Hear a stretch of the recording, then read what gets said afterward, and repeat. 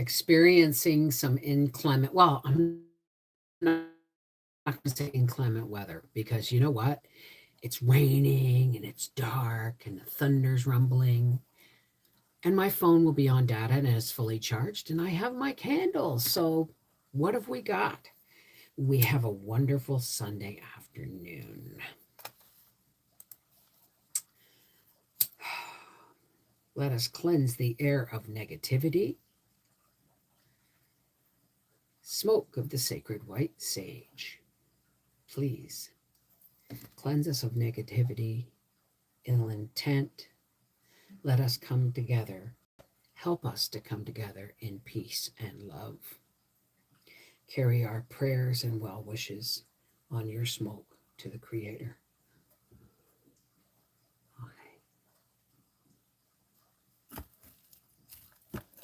How's everybody doing today? Hey, hey, hey, hey. I'll give everybody a few minutes to pile in here before I start talking about anything other than the weather. And I'm on my second last green drink, and I'm finding this one feels a lot hotter than the last one, but I'm doing really well, guys. I've lost 24 pounds.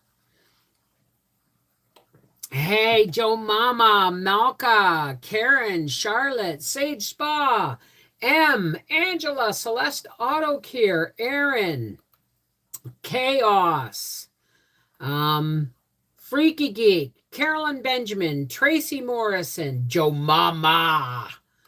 How's everybody doing today? Spicy hot, or did you add heat to this drink? No, it's spicy hot. I think this one got more of the jalapeno pepper, but I have one more in the freezer.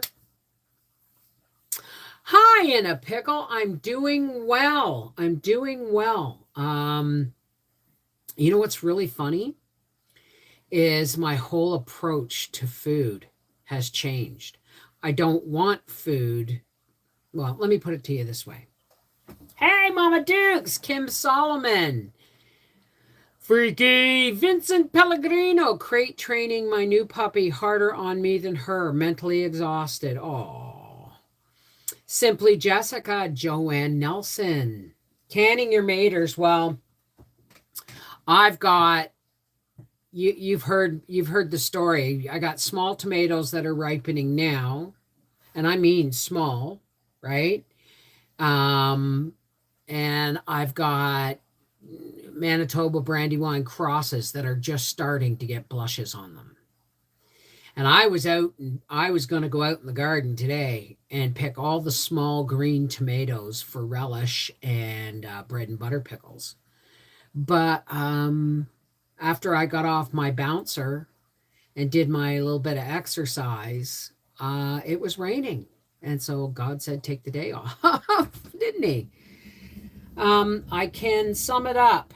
You live to eat, not eat to live. Is that what you mean? Not necessarily. Not necessarily, because that just makes, food fuel. And although food is fuel, it's still, it still has to be palatable, right? So I've discovered that I've leveled out so far. I'm still eating fruits, vegetables, and meat 3 to 4 times a week, and not much meat.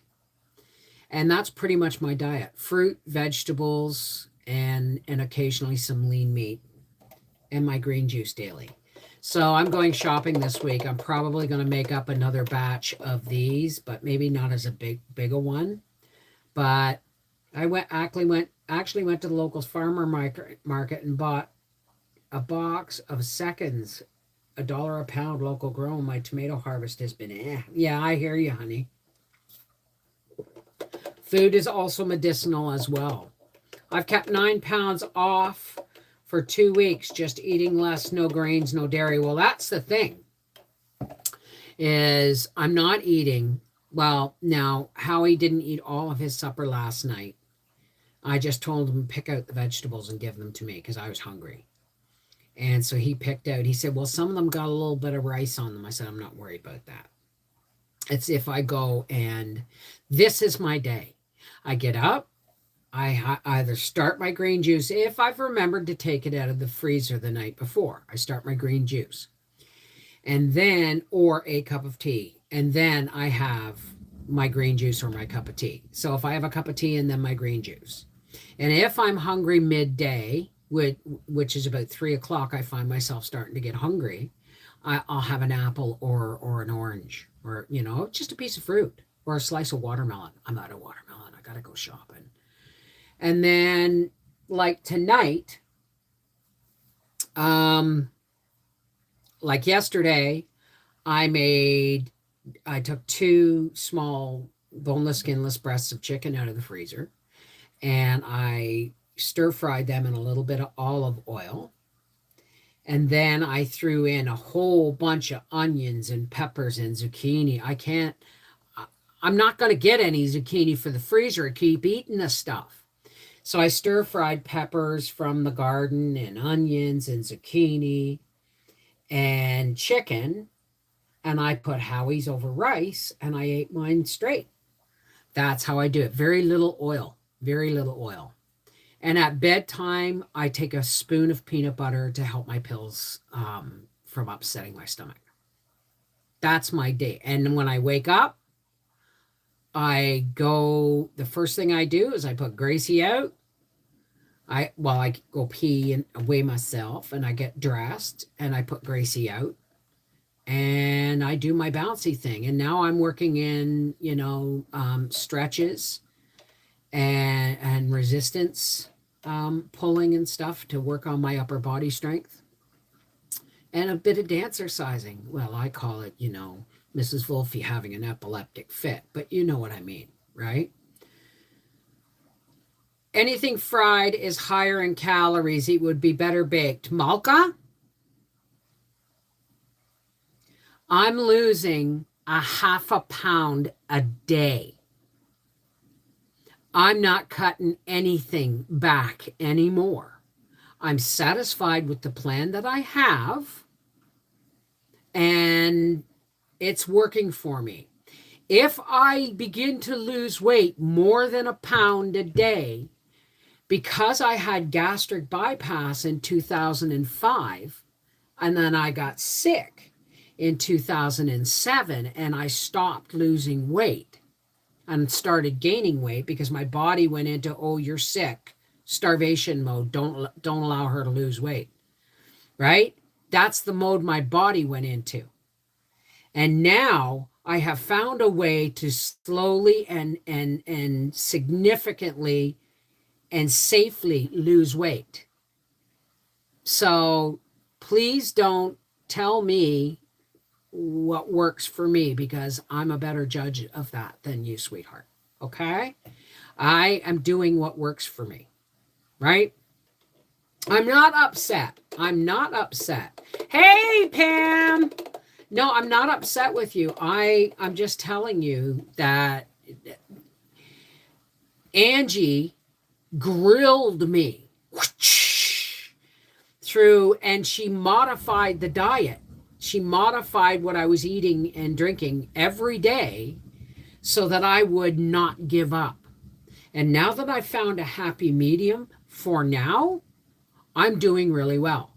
And the only thing that is not in my diet right now is processed sugar, processed sugars, potatoes, rice, and breads and pastas. Those are just not in my diet today. That's what I'm saying.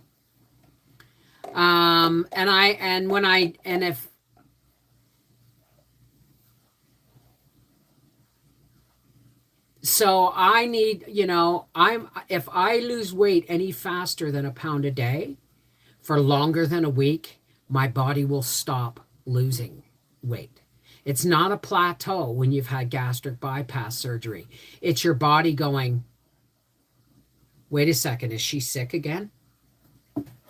Right? And my uterine issues were never resolved. So I have to walk very carefully. So I went from Angie cracking the whip, but helping me to stay focused to a place where I'm in a routine with food, with exercise, with prayer, meditation, and journaling, that I actually have some hope that this is going to continue. That's all I'm saying. I've got something that works.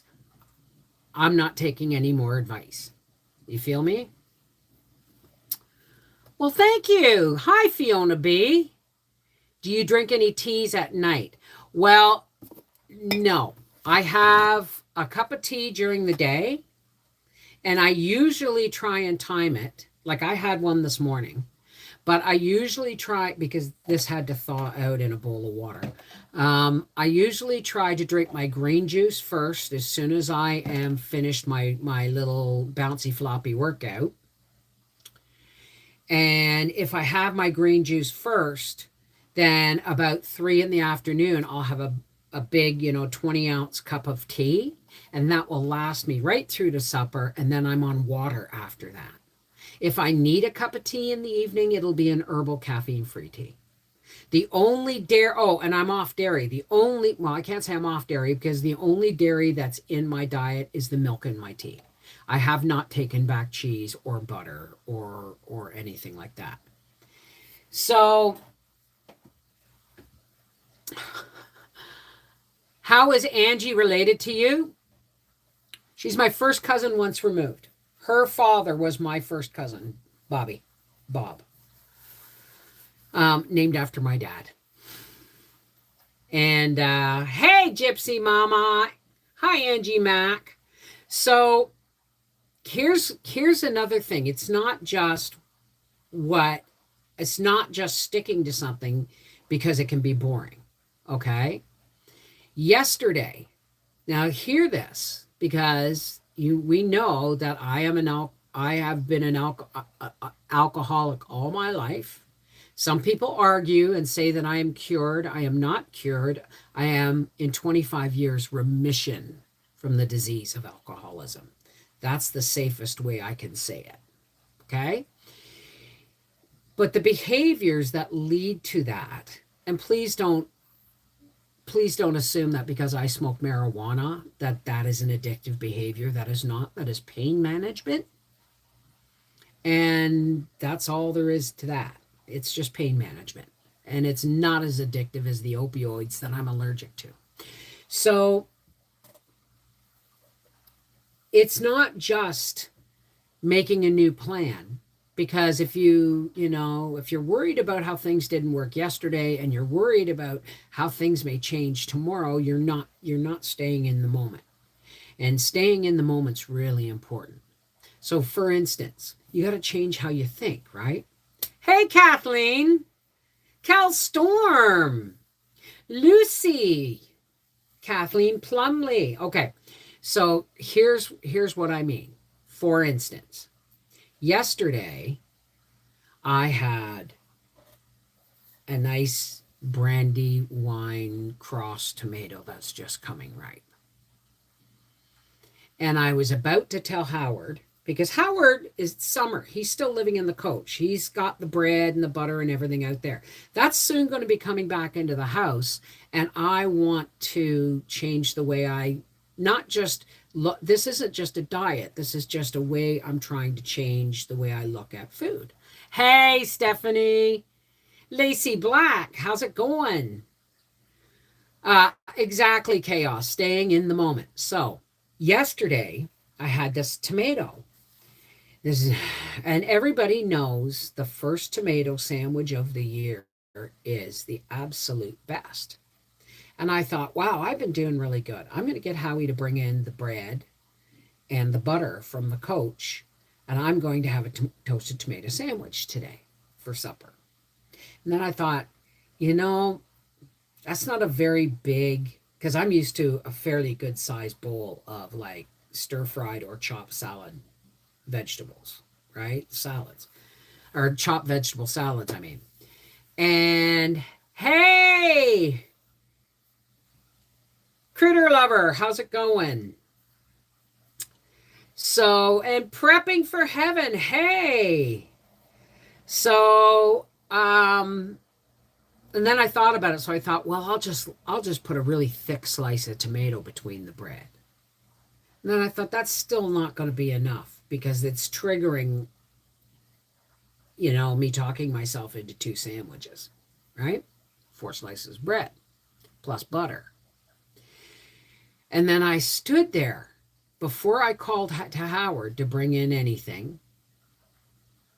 They are giving me more nutrients. And that's why when I go shopping this week, I'm going to make myself at least a dozen more bottles, right? And then I'm going to start on like the green cleanse juice. It took me a second to go to see Critter Lover Jesse on there. I had to decipher the Critter Lover. So exactly, Joanne. So I stood there for a minute and I went, wait a second, Bev. That's a slippery friggin' slope. If you really want, what is it you really want out of a toasted tomato sandwich? Think about it. What is your body or what is your mind craving for? Well, there's the grains in the bread, right? Grains, like carbs, dairy, butter, fat. So we got carbs and fat and the tomato. That gets solved in my head if I really, really, really want a toasted tomato sandwich. I will make myself a chopped tomato salad. I will dice up a tomato or several tomatoes, put a little bit of olive oil, salt, pepper, and throw in a half a cup of hemp hearts. And you've got your fat, your tomato craving, and the feeling that you're getting a grain. And I talked myself out of a tomato sandwich just like that. So it's not about, yeah, I'm starting to raid my garden for peppers and the zucchinis. I got one big one, which I'm going to be canning with tomatoes. But, the ones that barely get bigger than that before I'm out there snapping them off and throw them in a stir fry or salad, right? So, well, yeah, LG. Yeah. It's not good enough to say, no, you can't have that because that creates a phenomenon of resentment. Like, well, why can't I have that? Am I going to have to fucking live like this for the rest of my life? And on and on and on. It automatically makes you feel like something is being withheld from you. So instead of looking at it as I can't have that, I look at the psychology of why do I want that? And how can I have it safely for me right now? Doesn't mean I'm not going to eat bread. Doesn't mean I'm not going to eat pasta. Although I'm really, really hoping that my spaghetti squash will produce a lot. I have a lot of spaghetti squash, but some of them are curiously going dark green-ish. Look like they've been crossed with zucchinis. So they may end up in the freezer. But I would really like some spaghetti squash to bake and dry or freeze. Hey, Seashell, how's it going? I was craving tomato stuff when I had COVID in January. Well, you're craving the vitamin C. Thank you, LG. Thank you. So, I mean, I should have learned all of these things when I first had my gastric bypass. And even though I was in 12-step recovery back then, it still was a shock to my system. Even though I had all the tools I needed to face losing my best friend, which was food, I still was trying to find a way to have what I wanted without trying to look at it this way. Now, that was 17 years ago. And I'm putting those things back into practice, the things I should have done in the first place, right? like listening. Hey, Sarah Young, like listening to my body. You're doing well, and so is your garden. Mine is basically kaput. Now just a few tomatoes left. Well, I mean, we got to be grateful for what we have, right? Like the rain, you know. I'm grateful that I didn't have to pick green tomatoes tomorrow. Do you know that how I got Howie to stop and pick up a half bushel basket at Food Basics of Roma tomatoes, just in case I don't get enough? And they were $12. It was only 5 years ago, pre-pandemic, when they were going $6.99, $7.99 a box. I think the last ones we bought were $8.99 a box. I'm not sure if we bought any last year. $12.99. I'm sorry. I'm sorry. That's just criminal. Look at the country we live in. Everyone's talking about shipping and food shortages and everything. Look at the countries we live in. Vast open spaces, rain, soil, unless they're messing with our weather. And now they're blaming all of these things for climate control and the environment, when it's all just Agenda 21. And if you don't believe me, go read Agenda 21 and read between the lines. Niagara peaches, I didn't mind because it's once a year. Well, I wouldn't mind paying that for Niagara peaches. My uncle planted everything in one small greenhouse, and now we have a cross between pumpkin and yellowneck squash. Yeah, I never plant winter squash with summer squash. It had disastrous results one year when I planted spaghetti squash, and you've got to have them at least 2 acres apart. If you're going to grow winter squash and summer squash on the same land, you have to grow them at least 2 acres apart. Bees don't know the difference between a summer squash and a winter squash. I don't listen to the BS. Someone is getting wealthy off us. Yeah, no kidding. I'm noticing fresh produce prices and supply. I wish they weren't having a go at smaller farmers. It's scary. Yeah. Oh, yeah, absolutely.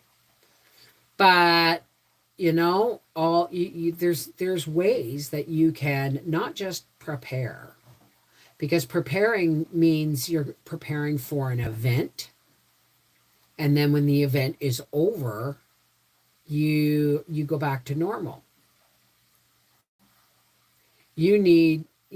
People need to look at simpler ways of reducing, reusing, growing their own, barter. All of these things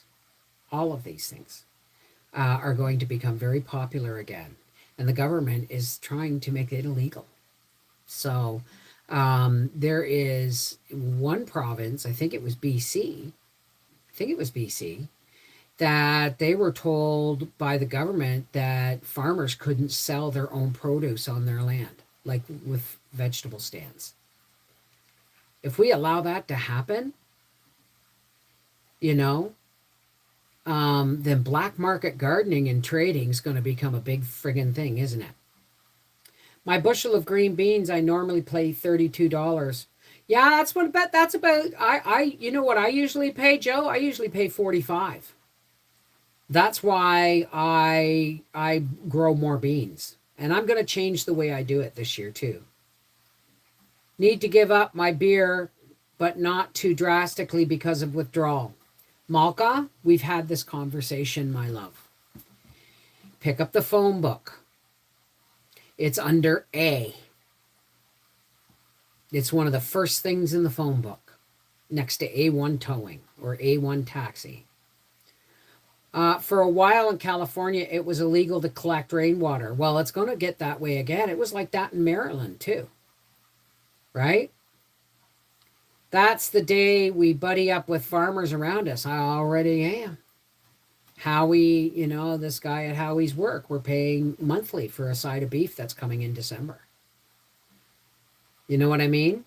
There's, if there's people who, I don't know if there's anybody who sells fresh eggs, but I'm seriously considering getting a couple of number 10 cans of powdered eggs in the house for baking and for baking and scrambling for breakfast because eggs are getting really expensive.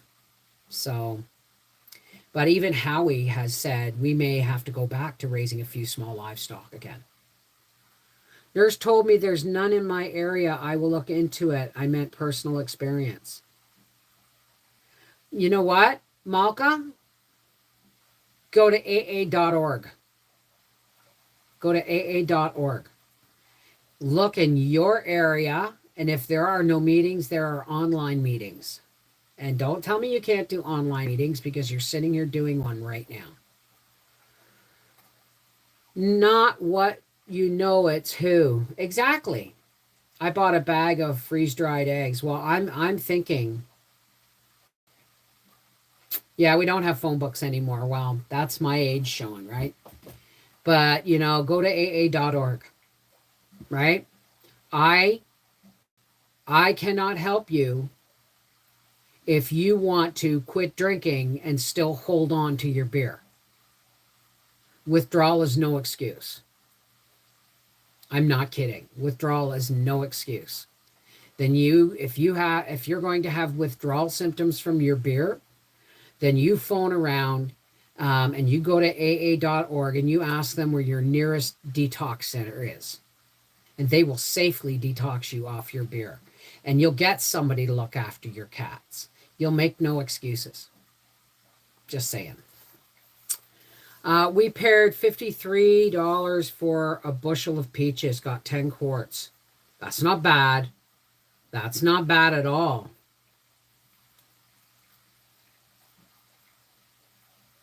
I don't mean to sound brutal, but I wouldn't be sitting here 25 years sober, one day at a time, if somebody hadn't been brutally honest with me. You got to quit. You will quit when you don't want to die.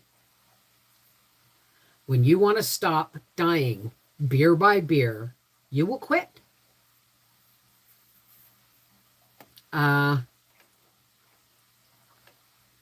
I bought a gallon of freeze-dried eggs from a homesteader we visited. Oh, I would have done that. See, the thing is even Howie's saying we may have to get some small livestock next year, right? Like chickens and turkeys. And not for eggs. Not for eggs. For meat. So, and I'm at the point where chickens, turkeys, and beef, I don't want pork anymore. I've got pork chops in the freezer that we're going to have to use up, but Howie will be getting the bigger ones, or 1.5, and I'll take a half of one, kind of thing. I'm thinking about growing some elderberry bushes, but I've never even tried an elderberry. Oh, they're delicious. They're very tiny, and the trick to picking elderberries, because they're so tiny and there's so many stems, is you pick the bunches of elderberries and you put them in a plastic shopping bag, tie it shut, and throw them in the freezer. Like, don't squeeze it tight, but I mean, throw them in a bag and tie it shut and throw them in the freezer. And then, when they're frozen, you take it out and you whack. Not hard like a sledgehammer, but you whack it off a hard surface like a table or a counter. And all the berries fall off the stems, and you just pick all the stems out. And they make wonderful syrup, and really healthy for you. And I'd really like to get some. We've got sumac and poison sumac growing all down the back. But unfortunately, I want to get that fixed, but because I think someday when my mother-in-law passes away, my sister-in-law Karen may be coming to live with us. And I want a patio that we have to put a retaining wall from the corner of the house over with drainage. And we have to put a patio at the back door for her so she can go outside and smoke. Right? Because there's no smoking in my house. But also we're putting a new roof on next year. Didn't know my taste for pork. Hi, Yoda. My taste for pork did not change. I just know it's a really unhealthy meat. And it's a really unhealthy meat. It wouldn't bother me so much if it was pork I raised. But that you the meat that you buy in the grocery stores, the pork you buy in the grocery stores, unless it's like pickled cottage roll or bacon, it's full of, micro parasites. Somebody's compared it to eating pigs are very close to human meat. So it's really not healthy for you. Good morning, Mamakins. How's it going? Morning. It's 2:30 in the afternoon here.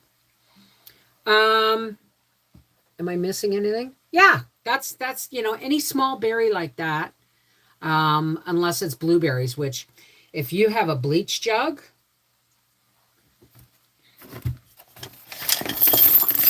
oh, I should not have dumped that. Say this is a bleach jug, and your handle, like this is the shoulder and the handle and the spout. You just cut. You no. Here's the bottom. Here's the bottom. Here's the handle and the spout. You cut the bottom off the bleach jug, and then you just cut a section out here, so it's like a scoop. And then you cut 1/4 inch or 1/8 inch slits in the scoop. And then when you go blueberry picking, you just run it up the bottom of a bush and go, vroom, and it empties the blueberries off the bush into your thing. I don't know where I learn all this stuff. I mean, it's people in my, staples everywhere. Beverly, how did you do that?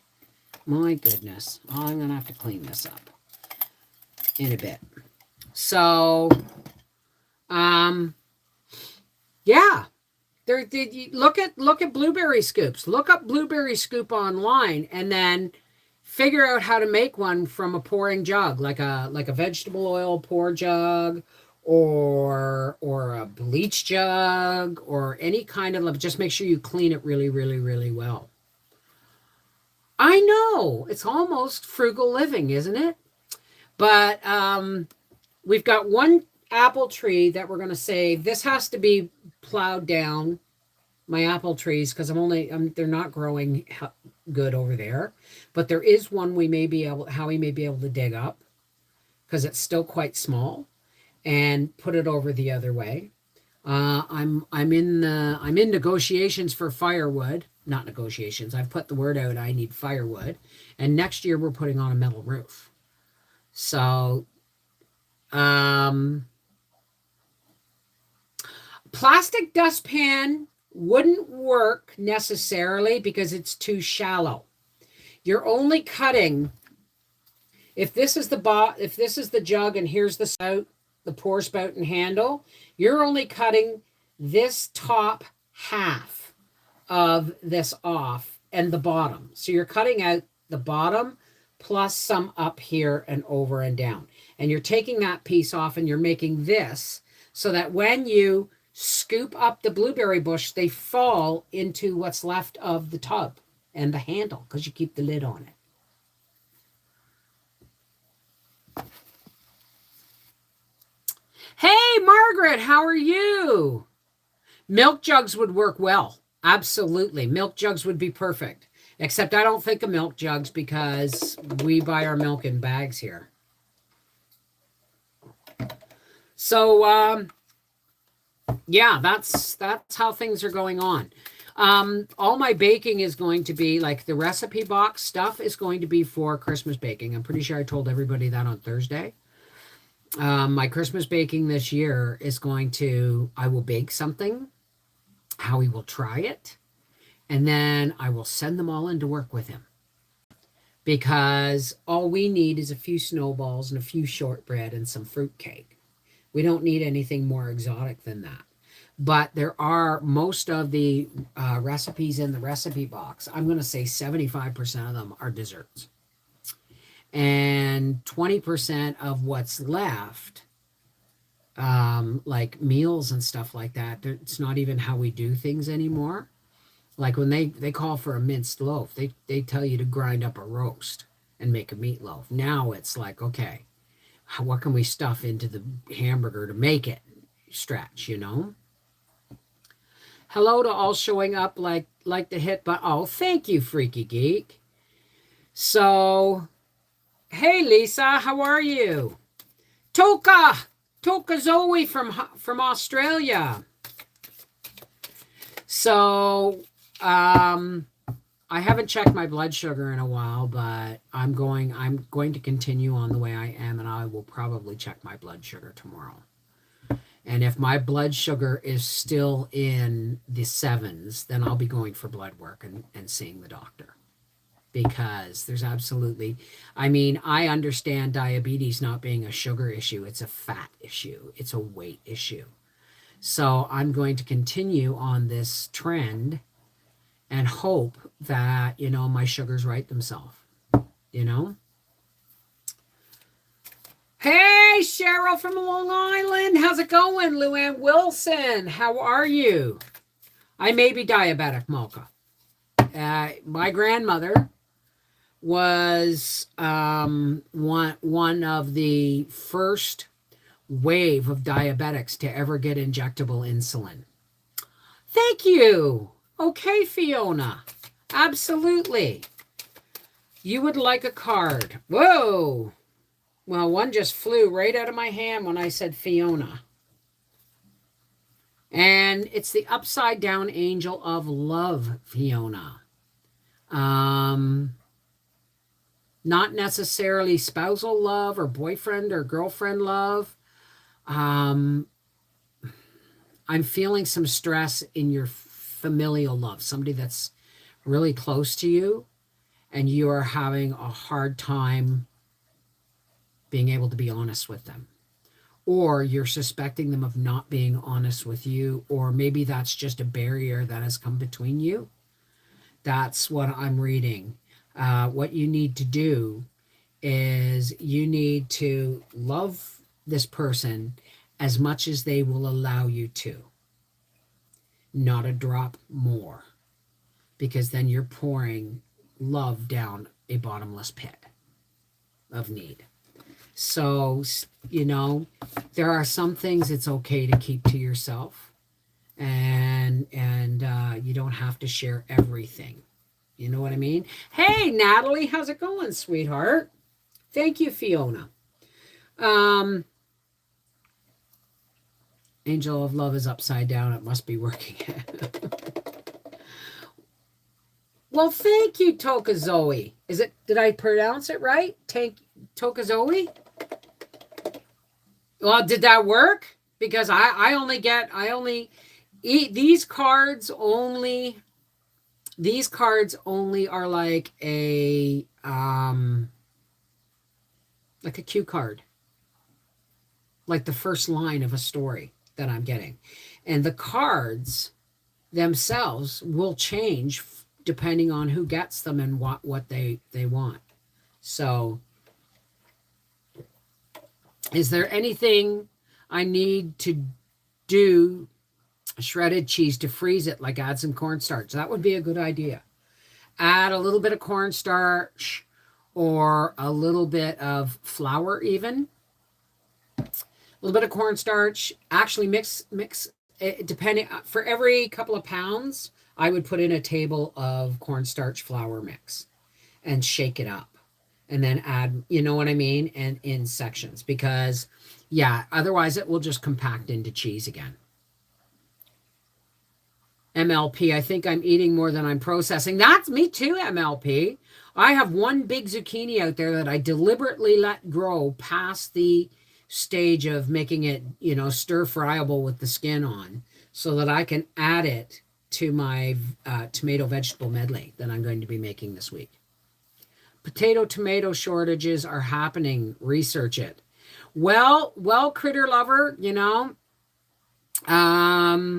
there's a reason for everything, but I don't necessarily believe the hype, right?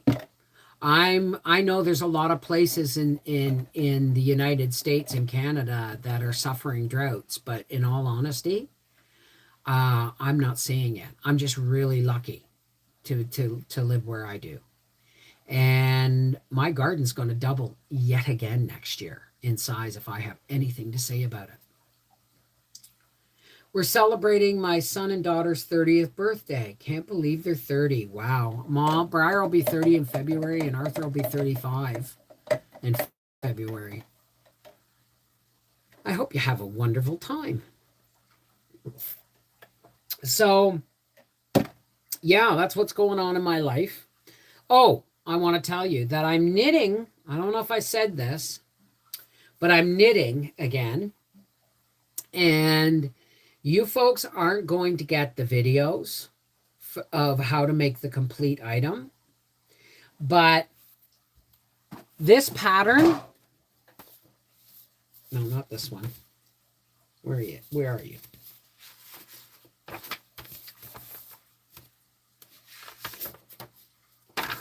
This pattern, see how it's neatly all on one page?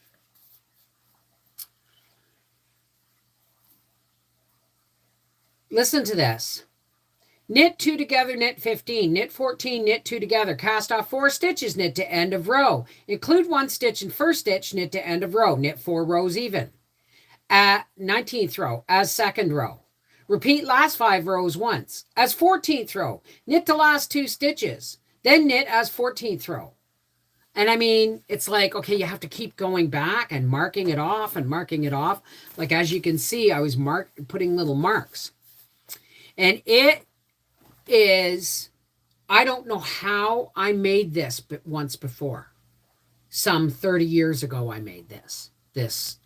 And I can't tell you what it is because this is a public live. But what I did do was I deciphered this pattern, and it was 6 pages long. And one of the biggest problems, aside from the fact that it asks you to jump all over the place in the pattern, there's 15 pieces to this project. 15 of them. And there's no templates to show you what the finished piece is supposed to look like. So you're not even able to tell if the part is right until you make the second one and go, oh, well, which one is the correct one now? Because if you make one mistake, that's all it takes, right?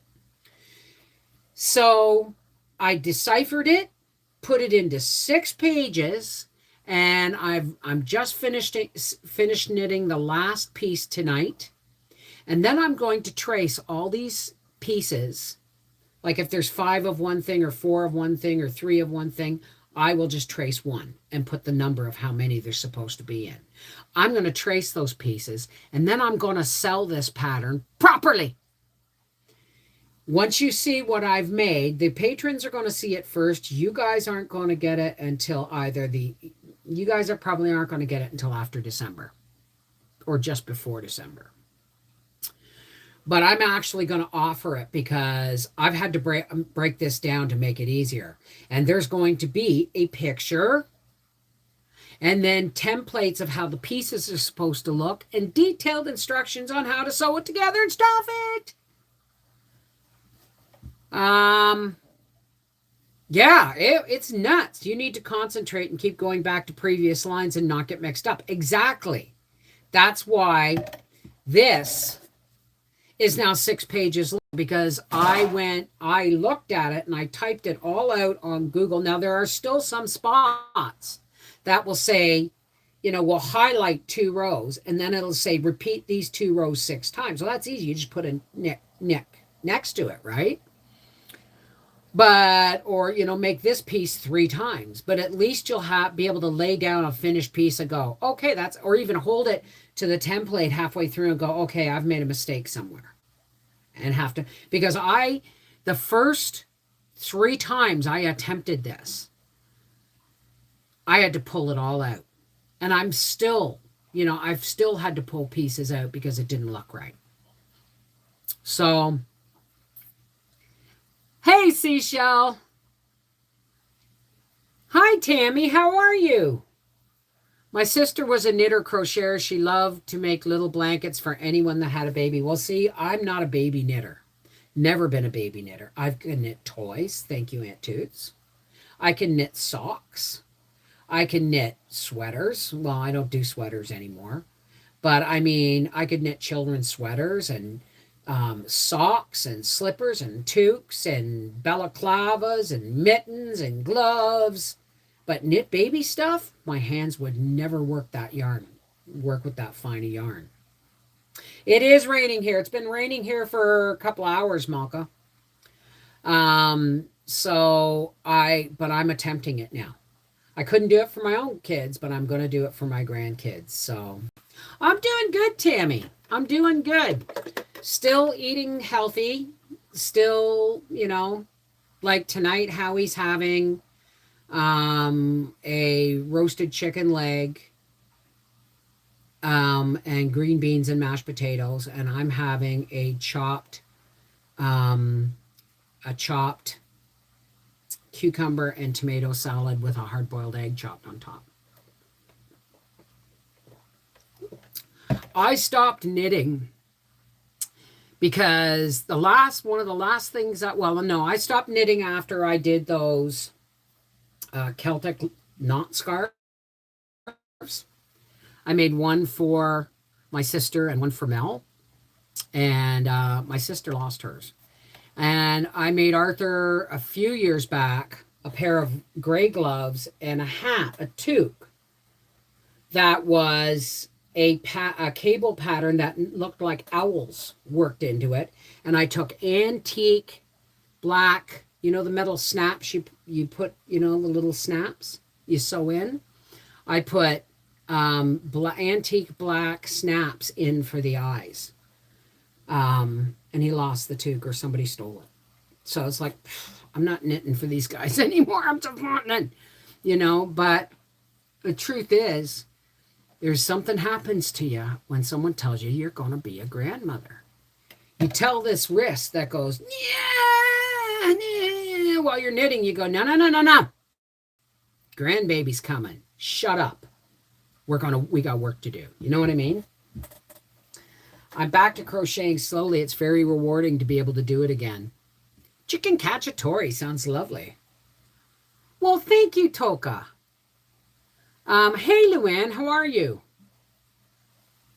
So I'm just doing the do things right now. Thanks for one of hubby's favorites. One of hubby's favorites. Not for one of hubby's favorites. It's one of your husband's favorites. Do you have knitting sewing glove for your wrist? Yes. And I'm going to put it on tonight because once I'm finished putting this last piece on this one, tomorrow I'm going to do a video on showing the pattern. I'm going to do a video and showing the pieces and how it goes together and how to stuff it. And then the patrons are going to get it. You guys are going to get it at Christmas. You guys are going to get these videos at Christmas. And I can't, and the same with the next couple of items I'm going to make. Okay? Unless one ends up as an early gift. And then I will, there's the race car again. Sat 12 at the table. My grandmother had crocheted her tablecloth that sets 12 at the dinner table. If you imagine what an Italian table, I have one. I was, for a while there, I would shop on a place called, I forget what it was, but they would go in, it was a website, they would go into people's houses in cities and towns, and they would organize all the stuff these people wanted to sell, and they would sell it online on an online auction, and then everybody would have one day to come in to pick up. And I would do this through Ottawa. And when I once bought something that came with a box of tablecloths, and one of them was hand crocheted white lace. So at Christmas time, when I'm feeling particularly festive, Because who knows where Christmas is going to be for me this year? My grandbaby's due on the 19th. I may be spending Christmas in a motel, which would be fine with me.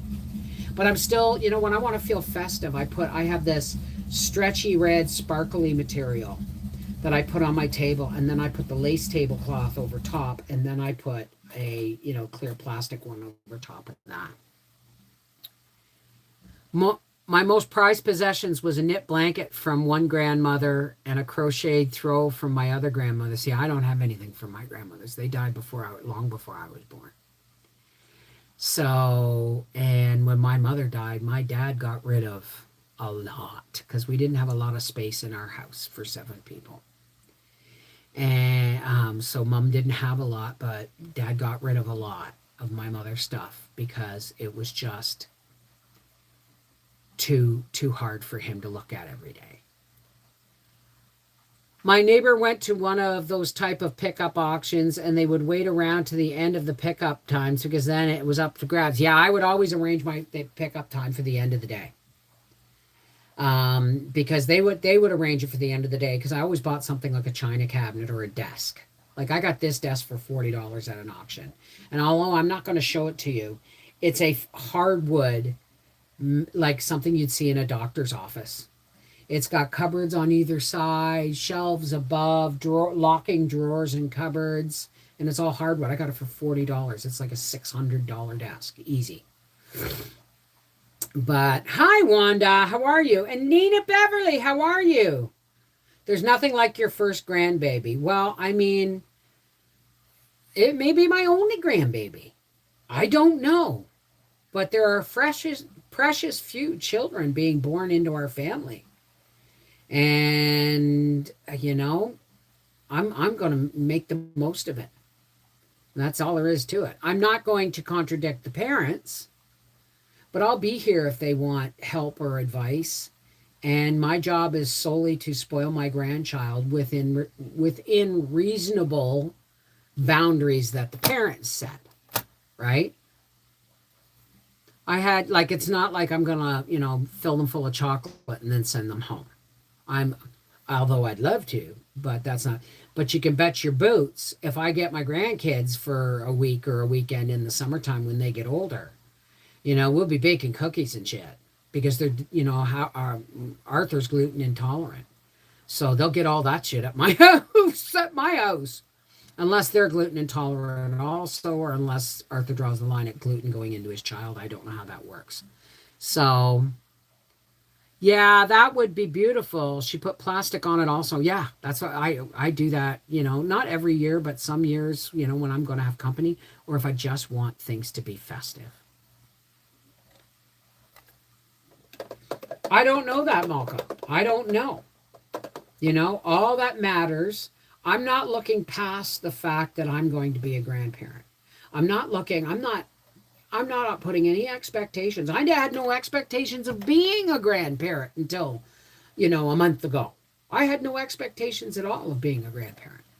And now I'm going to be one, and I will make the most of it. And that's that, I'm not putting expectations on anything other than the prayer for a healthy grandchild, right?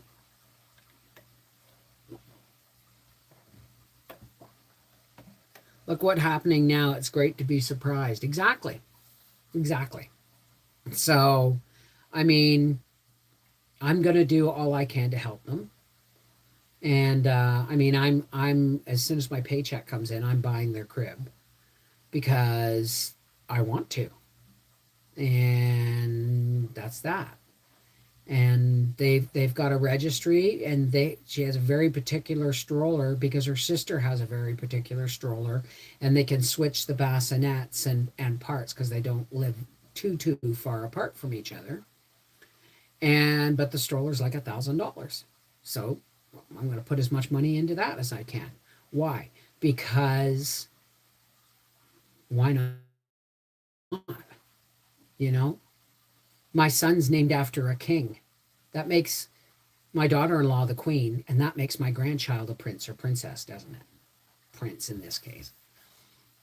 My dad was 52 when I was born, so his parents had died before that, and my mom's mom died of Spanish flu when my mom was 3. Yeah. Okay, Margaret. Mwah. Take care, darling. May I ask what stage do you enjoy best, infant, toddler, as a parent or grandparent?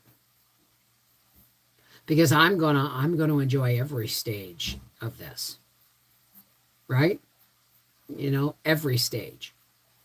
I'm already in love, because why would I wait until that little being makes its entrance in the world not to love it right now?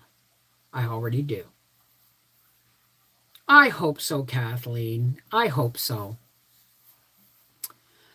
We went from 0 grandkids to 6 in the space of 2 years due to our oldest getting married to our daughter-in-law that had 3 little ones. They are a blessing. Yeah, exactly. I mean, look at life. I wanted 15 kids. God said, let her have C-sections and difficult pregnancies. 2. And I've never been more grateful. Right? Of course.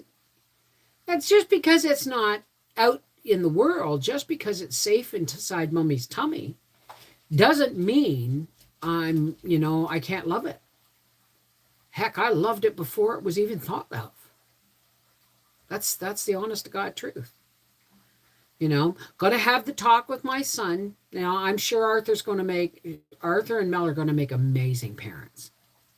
But I'm going to have a talk with my son to remember that, when the baby's born, everybody focuses on the baby. But it's Mel's body that has been going through these changes for 9 months, carrying this baby for 9 months, hormonal changes for 9 months, and then goes through the grueling process of having a newborn. So, yes, it's a joy. Focus on the baby, but you make sure your queen gets treated like one. That's going to be my words of wisdom to my son. Check out the Doggery Dozen, children adopted out of foster child. I wasn't supposed to be able to have kids. Very thankful for the daughter God saw fit to give me. There you go. Exactly. Have the bird and bees talk too. Bit late though. Are you kidding? I had the birds and bees talk with Arthur when he was like 11 or 12, taking them to cadets. And him and his friend Ian were in I was taking them because we lived in Colburn, and Cubs. Air Cadets was in Coburn. So I was driving along, and I said, "You got a girlfriend yet?" Or I don't know how the topic came about. But we're talking about responsibility. And I said, and speaking of responsibility, because we're talking about having their shoes polished and their uniforms pressed and shirts pressed and all that stuff, about being responsible, right? I said, and that reminds me, when you start having sex, you make sure you have condoms. And if you can't get condoms, you ask me for some. He goes, Mom! I said, you listen to me, son. You are proof that condoms break. So just because you have condoms and you use condoms doesn't mean that the unexpected won't happen. And you need to be prepared to be responsible for that. So think about that when your hormones start raging and you start getting rammy. And he goes, thanks for saying I was a mistake. I said, if you were a mistake, you would never have been born, my love. So, yeah, I've always been forthright with my kids. I didn't believe in snipping them. So I didn't get that done. I taught them by the time they were 3 years old, they knew how to look after that properly. Pop it and wash it. Before they could even know, even actually say the words correctly. Right? I made sure my kids knew that, they could come to me with anything. So I had that talk with both boys and got a box of condoms to put in the bathroom. There you go. Good idea. So, I mean, it does nothing to help the children if you're not honest with them. To hell with having the right words. Have the right heart to tell them the truth. That you can use all the birth control in the world, but STDs are still going to happen if you're not careful, and so are children. And you best be ready to be responsible for the results of your actions. That was a very early lesson. It's not nothing about kindness, LG. It's about, having two sons and a dad who, was everybody's boyfriend and through, public school and early high school. You know what I mean? He, his father, both grandfathers were, but you got to teach them also that, you can love a woman, but until you see her children in her eyes, then you just, talk to Mrs. Palmer and her 5 daughters, Exactly, Natalie. Keep it in your pants. The pill didn't work for me and I never missed a dose. My husband had a vasectomy after we decided after we did. Well, there was a point when I lost probably 50 more pounds, 60 more pounds than I'm carrying right now. Oh, I'm so close, you guys, to getting down. Anyway, there was a point there where we had gotten sober. We were sober 7 years. And I lost a whole bunch of weight. And we had friends that had quit drinking and lost a whole bunch, and the wife lost a whole bunch of weight. She got pregnant. Now, remember me telling you a couple years after my gastric bypass, my ovaries got sick. And they said, oh, it's just premature menopause. Bullshit. Anyway, I was 39. And I missed 3 months of my period. And I remember the doctors telling Howie that even though my tubes are cut and tied, it is not 100%. So when I went 3 months, and I'd never missed a period unless I was pregnant.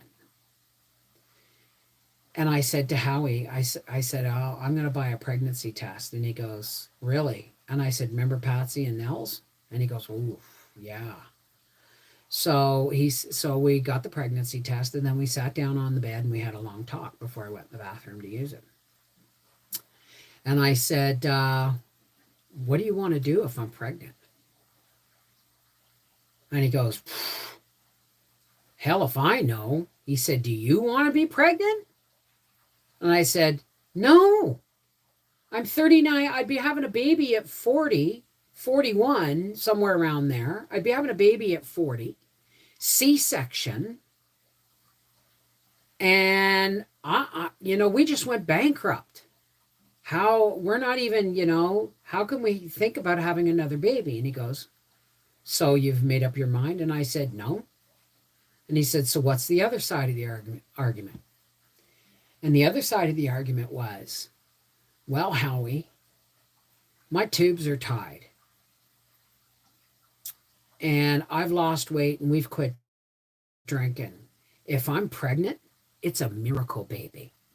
And how could we throw that in God's face? He said, okay. So I guess if you're pregnant, we're having a baby. And I said, yes. And we'll call her Grace. But I wasn't pregnant. My ovaries were sick, and my whole system was in a kind of premature menopause. So that's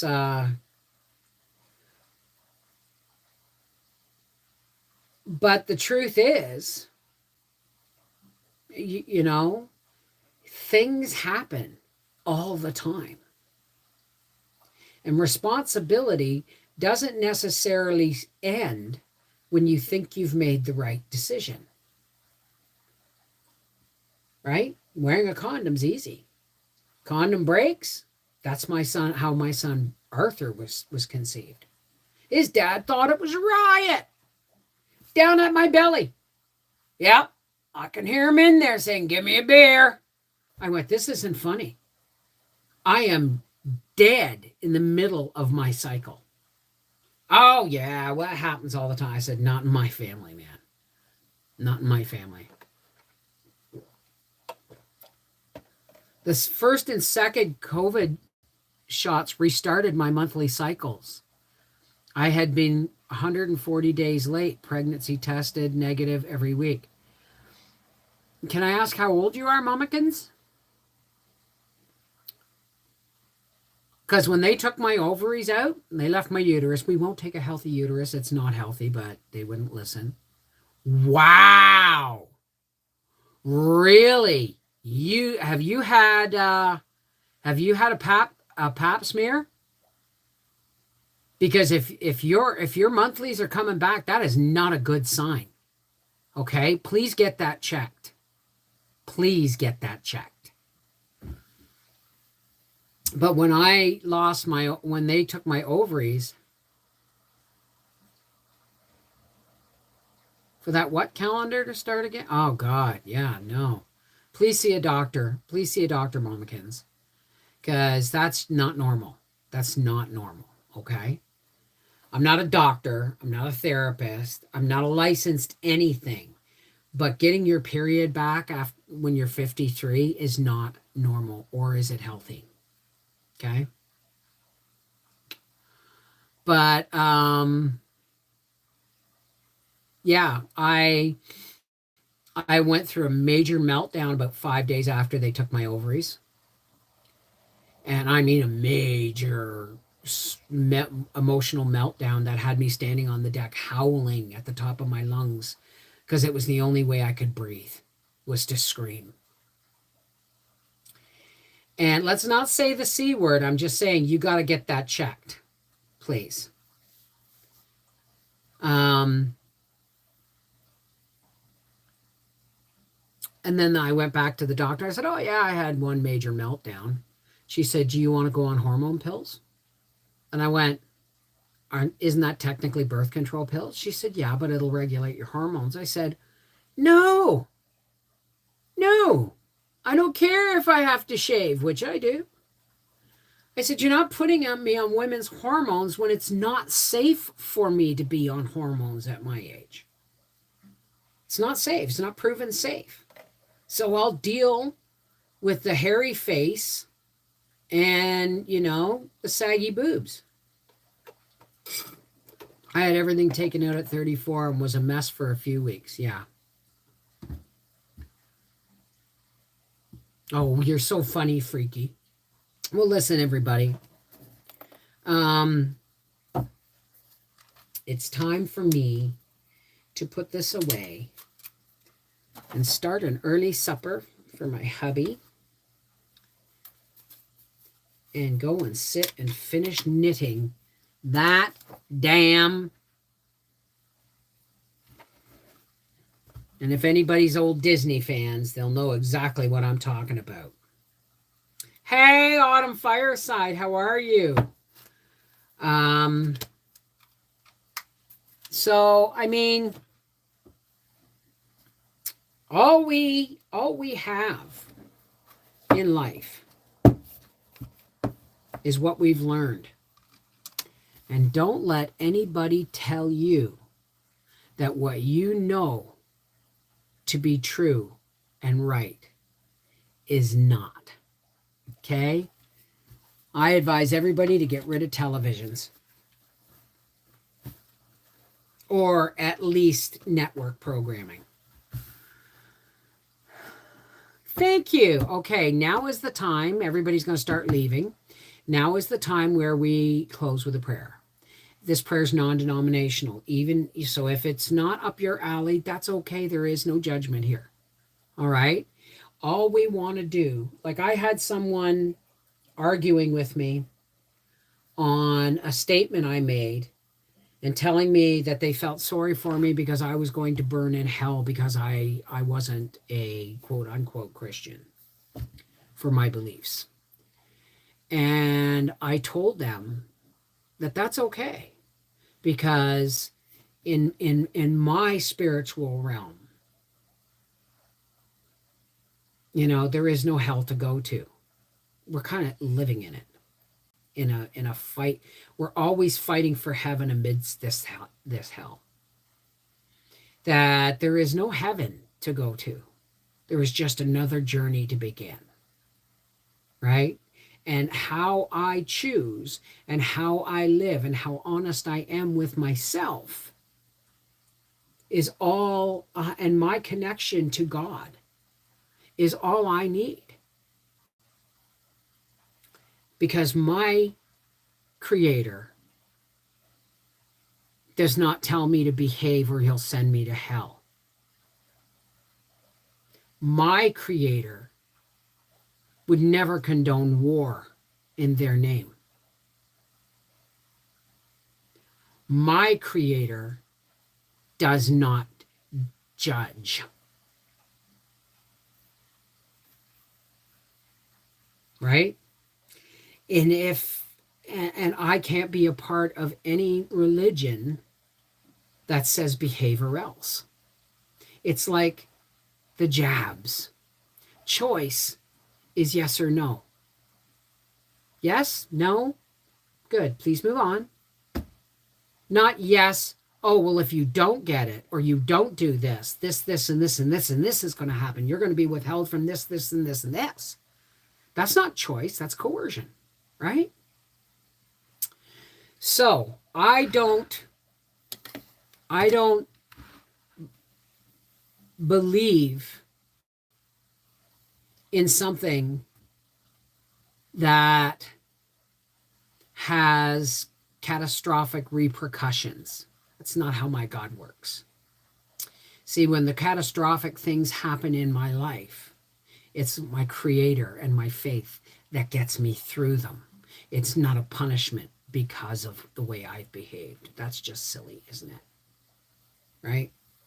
So, anyway, for all those who care to, please help me close with a prayer. This is where we drop the walls that man and religion have slammed between us, and you connect to your faith, and I'm going to connect to mine. And you take whatever you want from this prayer and leave what doesn't suit you. And that way we can all come together in love and light and push our love and light and intent out to the world that so desperately needs it and out to each other. Okay? Hey, Karen Black. Kill any dolls lately? Sorry, it was a Karen Black movie joke. Anyway, let's start with taking some deep breaths. Inhale positivity. Exhale the crap. Inhale glorious vibes of love. Inhale the negativity, the mean thoughts, the resentments, the judgment. And one more deep breath. Inhale the scent of roses and exhale to blow out the birthday candles, because every day is your birthday.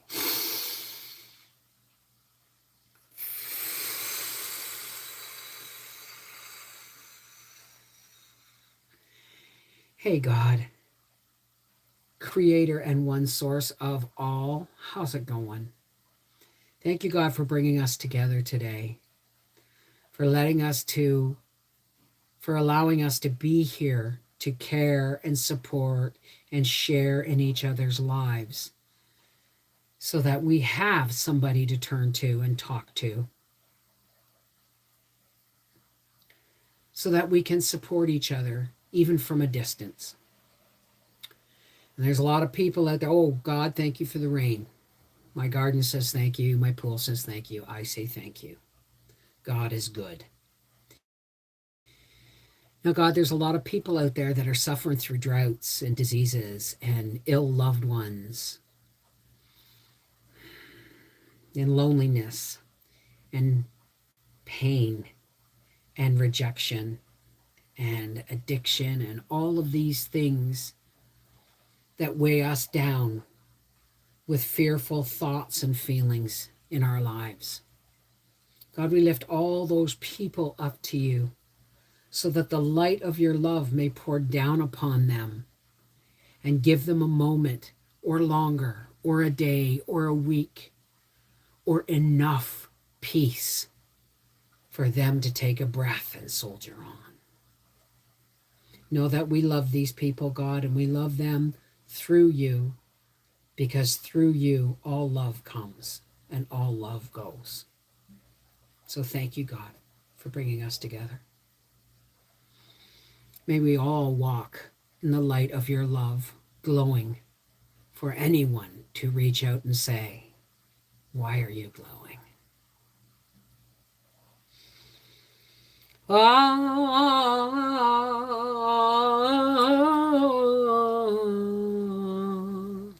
Amen. Namaste. Namaste. Peace be with you. Shalom. Merry meet. Miigwech. Blessed be. Walk in the everlasting light of God's love. Whatever language you use to talk to your faith and your higher power, love is the language that's heard the most. Take care. God bless. And remember, spreading negativity is 40 times easier than spreading love. Why? Because negativity gets more of a momentum faster. So, if you can't say anything nice, bite your lip and think about a way to react that is the most loving thing for both of you. Take care. God bless. Mwah!